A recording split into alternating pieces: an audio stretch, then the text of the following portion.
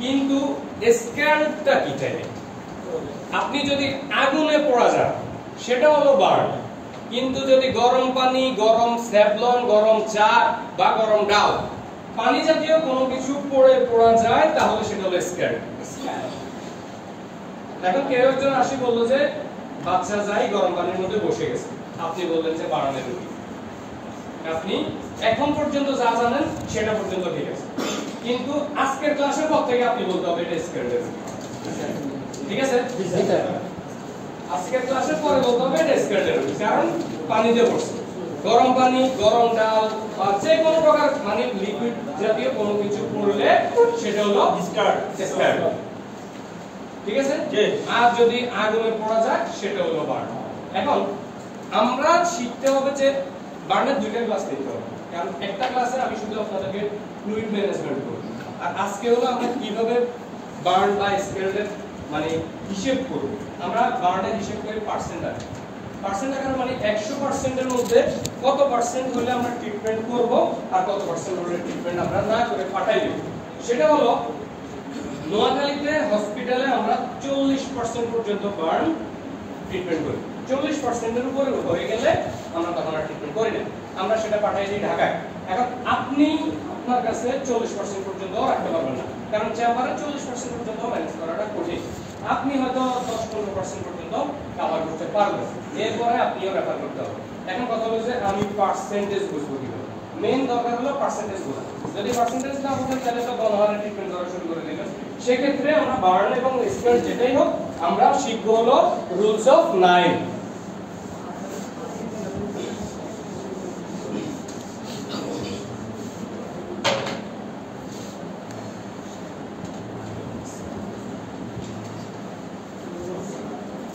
Rules of 9, ঠিক আছে?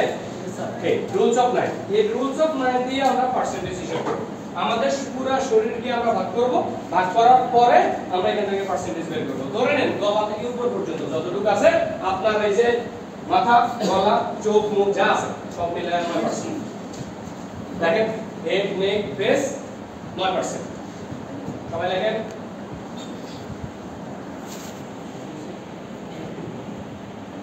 Head, নেক, face 9%। না বুঝলে আমাকে বলবেন, লিখে দিব।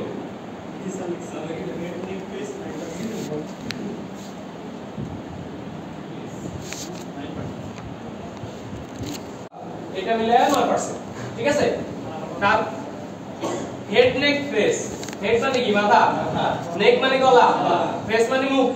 এই তিনটা মিলেই হলো 9%, ঠিক আছে? এরপরে লিখলাম ফ্রন্ট অফ চেস্ট মানে বুকের সামনের অংশ, ফ্যাট না কিন্তু বুকের সামনের অংশ 9%। আবার বুকের পিছনের অংশ, ঠিক আছে? ঠিক বুক বরাবর পিছনে যে অংশটা আছে সেটাও 9%। তারপরে পেটের সামনের অংশ মানে এইখান থেকে শুরু করে পেটের যে সামনের অংশটা আছে এটা 9%। আবার ঠিক পেট থেকে শুরু করে মানে পেটের পিছনের যে অংশটা আছে সেটা 9%। হইলো? বুঝলো?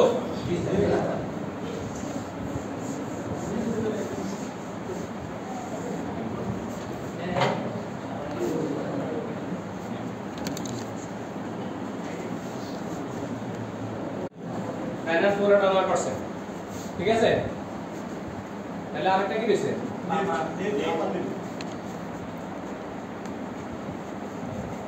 হ্যালো,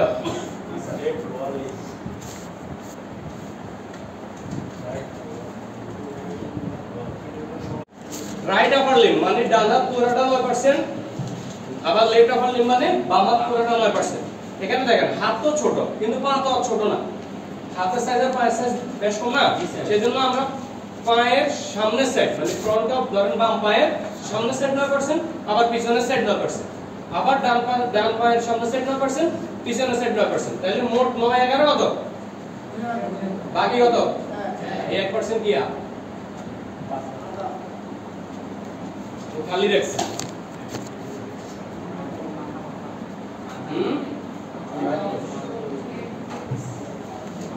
বলতে পারলেন না কেউ? মাথায় এলো উপরে হইলে লিখছি না? কার মাথা? দুটি মাথা। রাইট।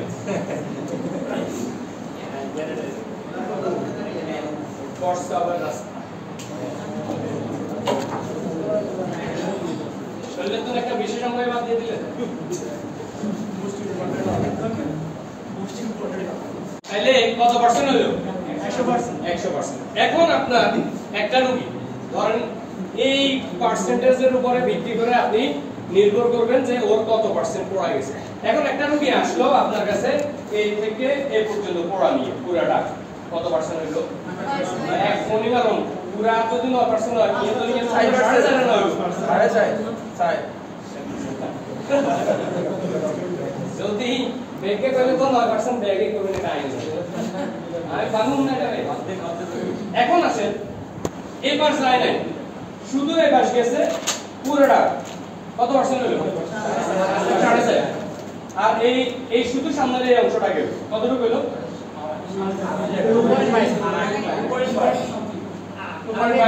2.2 এটা দিলে এরকম করে হিসাব করতে তাহলে 40% কিন্তু অনেক বেশি না? আপনার 2 পা পুরাটা পড়া গেল কিন্তু 40% হবে 18% হবে কত? 4 নাও 36% হবে 2 পা পুরাটা পড়া গেল মানে একদম সামনের অংশ পিছনের অংশ পুরাটা পড়া গেলে পেট থেকে বুক পর্যন্ত পুরাটা দোনোপাশ পড়া গেলে হলো 4 নাও 36% হবে তাহলে 40% হতে কিন্তু অনেক দেরি আছে কারণ এত বেশি পড়া যায় না যায় না যায় কিন্তু ওইগুলো হলো যে এমন ভাবে বিস্ফোরক কোনো কিছুতে হয় তখন ওইগুলোরা এমনিতেই রেফার করে সদর হসপিটালগুলোতে প্রাইভেট হসপিটালগুলোতে এগুলো ম্যানেজ করা যায় না সদর হসপিটালগুলোতে ম্যানেজ করা কারণ মারা যেতে পারে বার্নার কেস সবসময় পুলিশ কেস ঠিক না কেন পুলিশ কেস মারা যাইতে পারে সেটার জন্য না বার্ন হইলো যে এমন একটা জিনিস এটা আসলে কি নিজের দোষে পড়ছে নাকি কেউ ঠলাইছে নাকি এখানে কোনো চক্রান্ত আছে এটা বুঝতে হবে যে কারণে এটা সবসময় পুলিশ কেস ধরেন ইন কেস একটা বাচ্চা নিজে আসি পড়ে গেল গরম পানির মধ্যে পড়ার পরে সে পড়া যায় সেখানে মারা গেল আপনি চিকিৎসা করলেন মারাও গেল কবর দিয়ে ফেলল 2-3 পরের বাচ্চার মা আসি বললো যে এই স্বপ্ন দেখছে জালে ফেলিয়ে নিয়ে বাচ্চারা ফালা দিছে বাইসে নিয়ে যাও স্বপ্ন তুল এটা একবারে বুঝতে ওকে পুলিশ কেস সদর থাকাই ভালো সরকারি কোনো জবাবদিহিতা নেই কিন্তু প্রাইভেটে জবাবদিহিতা আছে যে কারণে এই সব কেস সবসময় পুলিশ কেস ঠিক আছে গলার মধ্যে কোনো কারণে পড়া লাগছে বাচ্চার মাল হয়ে আছে বললো যে দেখলো যে স্বাস্থ্য ভাইয়া মনে হয় হ্যাঁ দিছে ফোন দিদি উড়ি হলো না একটা পুলিশ কেস না এগুলো হলো মারতে চাইতেছে অ্যাটেম্প টু মার্ডার তাহলে মারতে চাইতেছে এই ধরনের কেসের কারণে আমরা এগুলো পুলিশ কেস করি যে কারণে পড়া রোগী সবসময় পুলিশ কেস কিন্তু এখন অল্প একটু পড়া গেছে আপনার কাছে আসলে আপনি তো চিকিৎসা করতে হবে চিকিৎসা করার সময় বলে রাখতে হবে যে দেখেন ঝামেলা কিন্তু আমার সাথে না যদি ঝামেলা করবেন মনে করেন তাহলে নিয়ে যান আর যদি ঝামেলা না করেন তাহলে চিকিৎসা করেন এর ছোটখাটো পড়া হলে আপনি বলবেন যে আমি যতটুকু পাইছি ততটুকুর মধ্যে চিকিৎসা করছি ওনাদেরকে বলছি যে ঝামেলা হলে নিয়ে যাইতে তাহলে আপনি চিকিৎসা করতে আপনার কোনো বাধা নেই ঝামেলার বিষয় ওরা কারণ অল্প একটু পড়ার জন্য তো মারা যাবে কিন্তু বেশি পড়া হলে সেটা মারা যাওয়ার চান্স থাকে আপনি ধরে রাখি বিপদে পড়ার দরকার নেই কারণ স্যালাইন টালাইন দিতে হবে অনেক ঝামেলা আছে এখন আসেন আমরা মেইনলি হলো যে পড়া রোগী ভালো করতে হবে ড্রেসিং পড়া রোগী ভালো করতে হবে খাবারে পড়া রোগী ভালো করতে হবে ওষুধে কত নাম্বার আছে ওষুধের কথা বললাম তাহলে প্রথম দুইটা যদি মেইনটেইন না করেন ওষুধ সারাদিন দিলেও ভালো হবে ড্রেসিং যদি ঠিক করে না করেন ওষুধ সারাদিন দিলেও ভালো হবে না আবার ড্রেসিং ভালো করে করলেন ওষুধ দিলেন না তাহলেও কিন্তু ভালো হবে কিন্তু দরকার একটা ভালো ড্রেসিং দরকার ভালো খাবার এরপরে গিয়ে ওষুধ ক্লিয়ার এখন আমরা ড্রেসিংটা করব কিভাবে পড়া রোগী যে ফসকা পড়া আমি সব বুঝলাম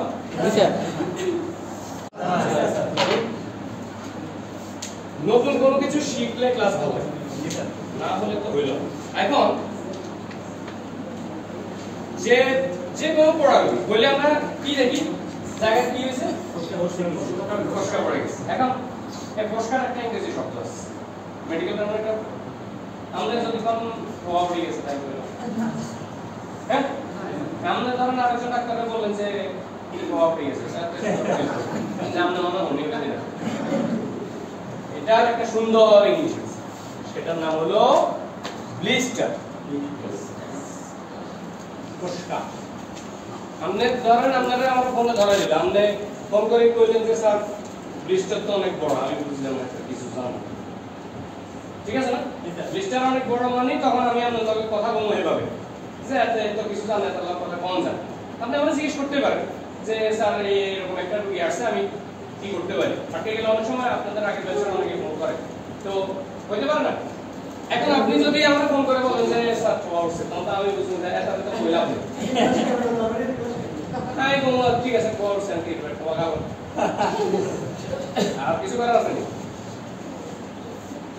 গ্রামের মানুষ আসলে বলবেই তাহলে ব্লিস্টার এখন এই ব্লিস্টার মানে যেখানে আগুন ছেঁকা লাগছে সেখানেই কিন্তু ব্লিস্টার হবে সেটা অনেক বড় হোক ছোট হোক পুরো হাত পড়া গেলে পুরো হাতের মধ্যেই হবে প্রত্যেকটা ব্লিস্টারের নিচেই কিন্তু পানি আছে না কিছু ব্লিস্টার অটোমেটিক গেলে যাবে কিছু ব্লিস্টার আপনি গালতে হবে কাজ হলো রোগীকে ড্রেসিং করা ড্রেসিং দুই রকমে করা যায় একটা রকম হলো যে প্রত্যেকটা ব্লিস্টারে গেলে গেলে পানিগুলো বের করে দেয় পানি বের করে দেওয়ার পরে এটাকে যেভাবে আছে সেভাবে বসায় দেয়া কিন্তু এই জিনিসটা করলে ইনফেকশনের চান্স বেশি থাকে কারণ হলো ওই যে চামড়াগুলো ব্লিস্টার হয়ে গেছে এগুলো কালো কালো না এই কালো চামড়াগুলো কখনোই আর আপনার কাজে আসবে না সবচেয়ে বড় কাজ হলো ডাক্তারদেরকে ডাকাত বলে বার্নার রোগী ড্রেসিং এর কারণে কারণ আপনার ওই সময় সব ব্লিস্টারের চামড়া টেনে টেনে তুলে ফেলতে হবে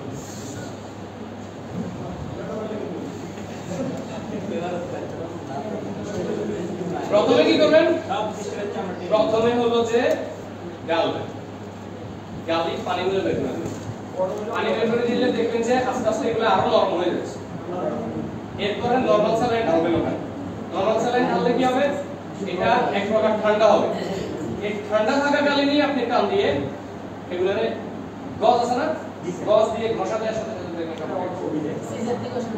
সিজার দিয়ে ঘষা দেওয়ার দরকার নেই গজ দিয়ে ঘষা দিলে হ্যাঁ সিজার কেন আমি শুধু গজ দিয়ে ঘষা দিলে এগুলো সব উঠে যাবে একদম যতগুলো ডেড স্কিন আছে মানে এগুলো তো সব পুড়ে গেছে সব উঠে যাবে আমরা দেখি না পোড়া রোগী যে সাদা হয়ে যায় ওই যে স্কিনটা তুলে যাচ্ছে সেটার কারণে সাদা হয়ে যায় সে কারণে পোড়া রোগীর ওই জায়গাটা সাদা হয়ে যায় এখন আপনি নরমাল স্যালাইন দিয়ে প্রথম ওয়াশ দিয়ে এই যে গজ দিয়ে ঘষা দিয়ে সব স্কিন তুলে ফেলবেন কতটুকু একদম মানে পুরা যা আছে সব তুলে ফেলবেন টেনে ওটা পুরো পরিষ্কার করে তারপরে এটাকে আবার নরমাল স্যালাইন দিয়ে ওবিসেপ দিয়ে ওয়াশ করবেন ওবিসেপ এবং নরমাল স্যালাইন দিয়ে ওয়াশ করবেন বুঝছিলাম না জিলাপি প্রথমবার চেষ্টা করবেন লোকালে ছিটিয়ে দিতে আমরা পানি যেরকম ছিটাই এরকম লোকাল ছিটিয়ে দিতে খুব একটা ব্যথা কমবে না কিন্তু কিছুটা হয়তো কমবে কিছুটা কমানো কিন্তু প্রতিবার না প্রথমবার যেহেতু আমরা একদম বেশি ঘষতেছি সে কারণে কারণ প্রথম ড্রেসিংটা খুব ভালোভাবে করতে হবে জ্যাসোগেন জেলিও দিতে পারবেন কিন্তু আমরা জ্যাসোগেন জেলি দেব পর এক পোড়া গেলে সাথে সাথে জ্যাসোগেন জেলি লাগানো কিন্তু ভালো পোড়া গেলে সাথে সাথে জ্যাসোগেন জেলি লাগানো ভালো কারণ জ্যাসোগেন জেলি একটা লোকাল সেটা কিন্তু ওয়াশ করে ফেলবেন তাহলে আপনার ব্যথাটা কমলো কিন্তু আপনি এখন ওয়াশ করবেন জ্যাসোগেন জেলির জন্য যদি আপনি ওয়াশ করতে না পারেন তাহলে আপনার কাজ হলো জায়গাটাকে পরিষ্কার করা জেলি দিলে এটা আরো হয়ে যাবে তখন আপনি বাড়ি থেকে রোগীকে পাঠানোর সময় জেলি দিয়ে পাঠান কিন্তু যখন ড্রেসিং করবেন মানে আপনার বাড়িতে কিছু হয়েছে দোকানে পাঠাবেন হসপিটাল পাঠাবেন জেলি লাগাই পাঠান কোনো অসুবিধা নেই যদি জেলি আপনার কাছে থাকে আপনার কাছে আসলে আপনি আপনারা এখন আমি বলতেছি ড্রেসিং এর কথা পাঠানোর কথা কিন্তু বলছি আপনি আপনার দোকানে যা করবেন সেটার কথা তাহলে আপনি যদি ড্রেসিং করেন আপনি জ্যাসমিন জেলি দিয়ে তখন ড্রেসিং করলে হইলো না আপনি তখন হচ্ছে লোকাল জাস্ট ছিটায়া কোন রোগী ব্যথা পাবে এটা কোনো ভুল নাই একটা সাপোজিটরি দিয়ে দেওয়ার চেষ্টা করবেন সাপোজিটরি দিলে ব্যথাটা একটু কম ফিল হলো কিন্তু সবগুলা উঠায়া ওবিসেপ এবং নরমাল স্যালাইনকে মিক্স করে ওটা দিয়ে ওয়াশ করার পরে সেখানে প্রথমে লাগাবেন বার্না ক্রিম দেখেন সব প্রথম লিখবেন বার্না ক্রিম ট্রিটমেন্ট কেয়ার ওই যে ড্রেসিং এ কি দিবেন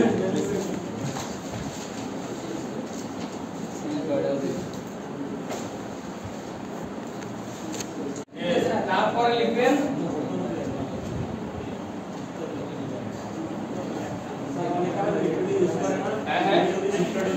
তারপরে এই যে বার্না ক্রিমটা ভালো করে লাগাবেন একদম একটা গাঢ় প্রলেপ দিবেন বার্না ক্রিম কারণ এটা টানবে ঠান্ডা করবে রোগীর জ্বালা পোড়া কমবে ঠিক আছে এর উপর দিয়ে দিবেন সুপ্রাটোলি। সুপ্রাটোলি কি স্যার প্রথম থেকে দিব? হ্যাঁ সুপ্রাটোলি দিবেন। স্যার আপনি বার্নার উপর দিয়ে বসাবেন। আপনি বার্নার ক্রিম লাগাইছেন, ও দিয়ে সুপ্রাটোলি বসান। আমি যেটা বললাম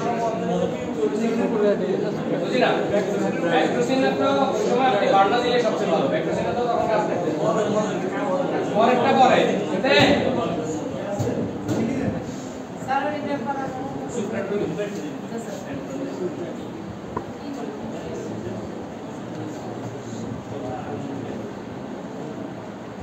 একটা ব্যান্ডেজ, জালি মতো একটা ব্যান্ডেজ সুপ্রাটোলি, ঠিক আছে?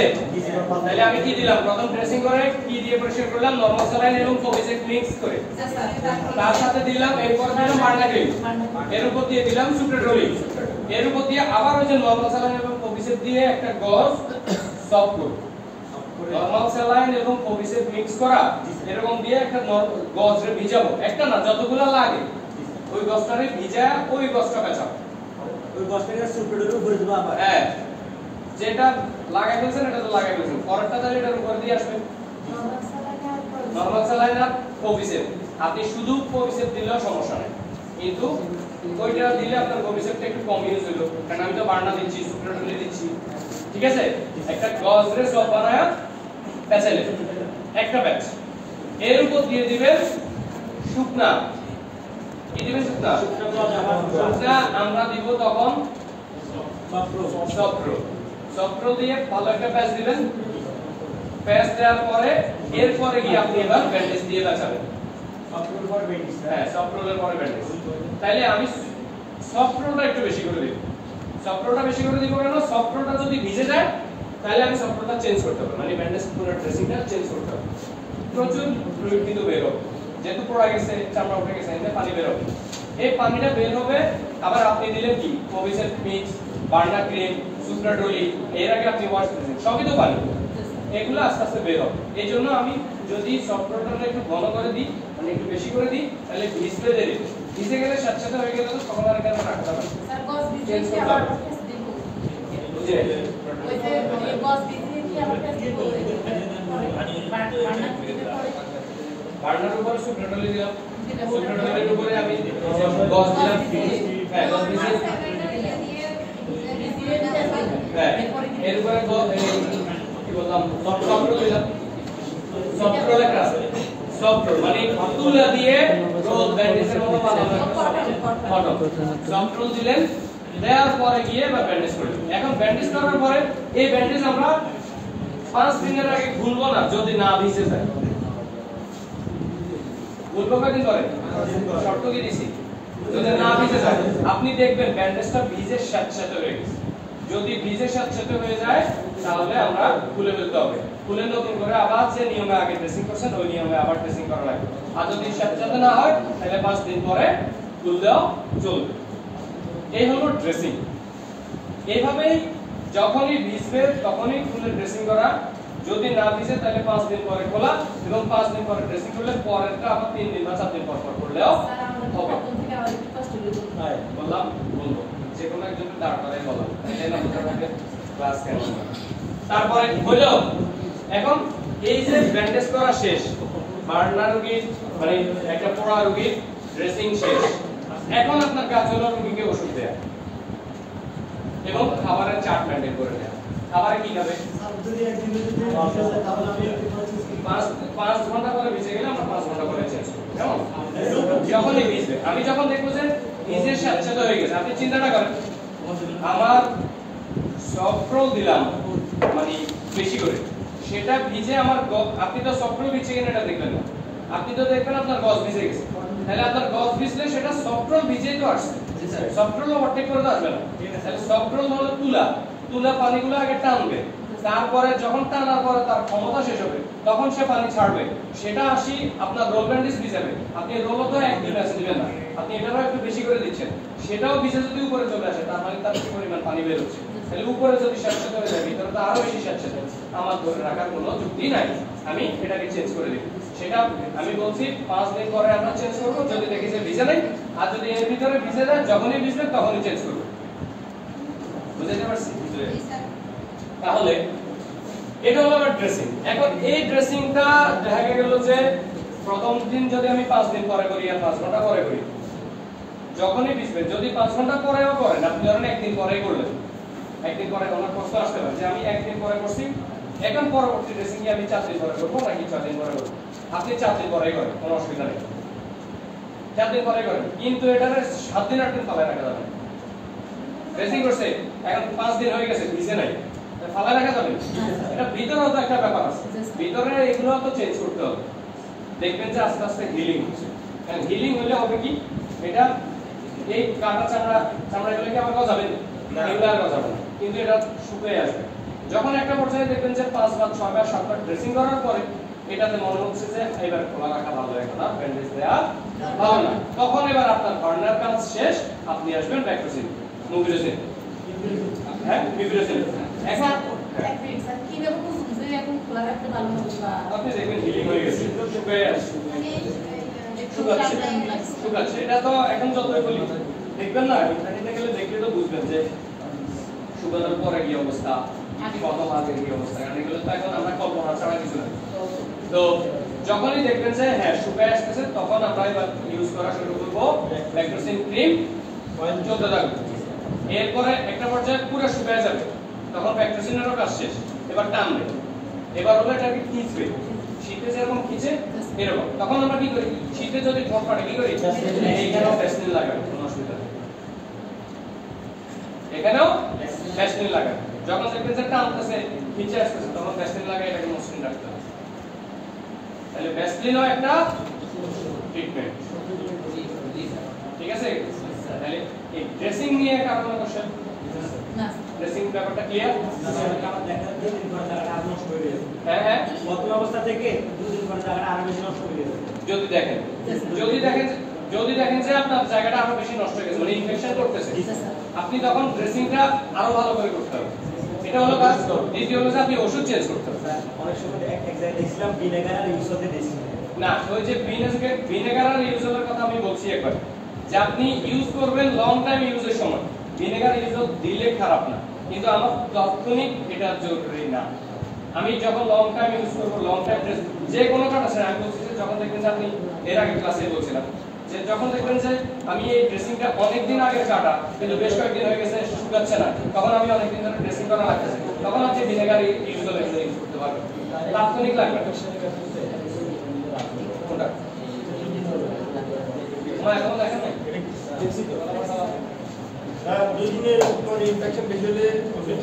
ওষুধ চেঞ্জ করতে হবে। ধরেন আপনি হয়তো বললাম ব্যান্ডেজ করলেন, ড্রেসিং করলেন, ওষুধ দিলেন, কিন্তু ইনফেকশন মানে শুকানোর পরিবর্তে আরো বেশি খারাপ হচ্ছে, তখন বুঝতে হবে যে অ্যান্টিবায়োটিকটা আপনি ইউজ করতেছেন সেটা তার শরীরে কাজ করতেছে, তখন এটা বদলে দিতে হবে।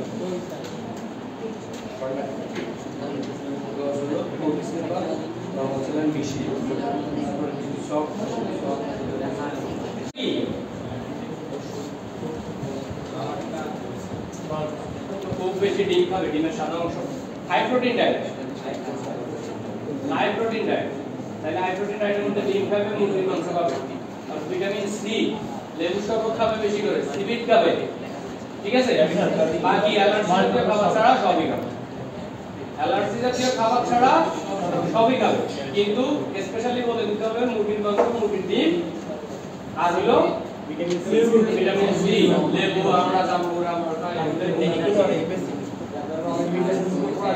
ঠিক আছে?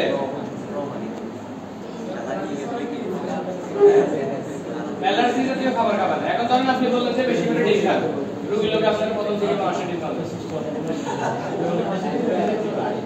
স্যার খাওয়াটা মুরগির ডিম, মুরগির মাংস, লেবু, পানি, ভিটামিন সি জাতীয় যত ফল আছে, অনেক ফল আছে। তারপরে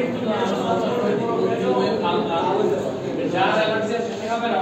আমি বলছি অ্যালার্জি জাতীয় খাবার খাবে না, যেমন আমি চা খাইলে আমার অ্যালার্জি, আমি চা খাবো না,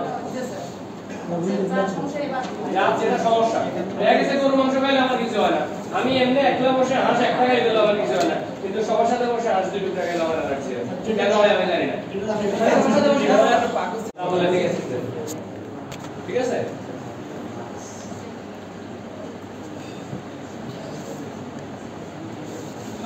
এটা কিন্তু অথবা মানে যদি বেশি হয় তাহলে এটা, কম হলে এটা।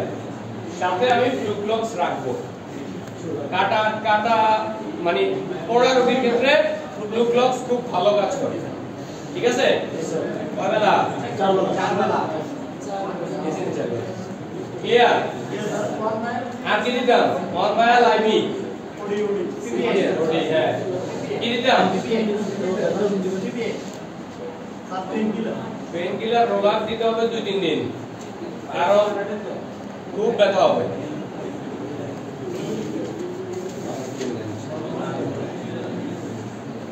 পিপিআই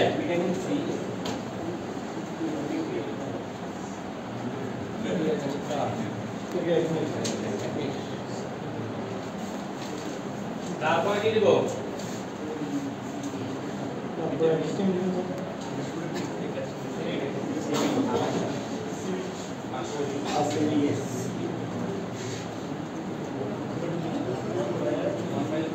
কি কি দিলাম? পিপিআই, রোলাক, অ্যান্টিবায়োটিক, ব্যথা, গ্যাস্ট্রিক, সিবি।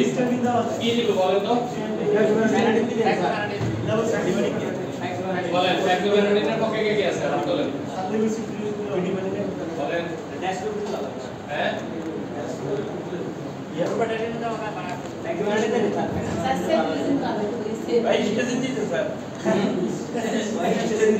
এই আসারে মানলাম হিস্টাসিন দেওয়া উচিত। কেন হিস্টাসিন দেওয়া উচিত? সেটা হচ্ছে যে এই রোগীর তো জ্বালা পোড়া অবশ্যই হবে, এটা ঘুমে রাখা ভালো। হিস্টাসিন দিব তো দিব 2 বেলা দিব।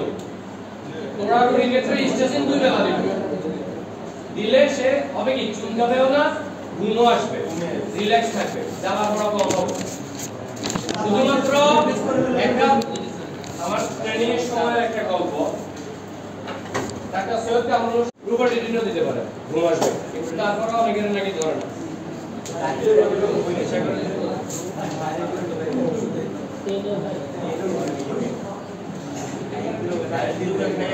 এটার সাথে আপনাদের ব্যবসা বাড়ানোর জন্য আর কি যোগ করবেন বলেন?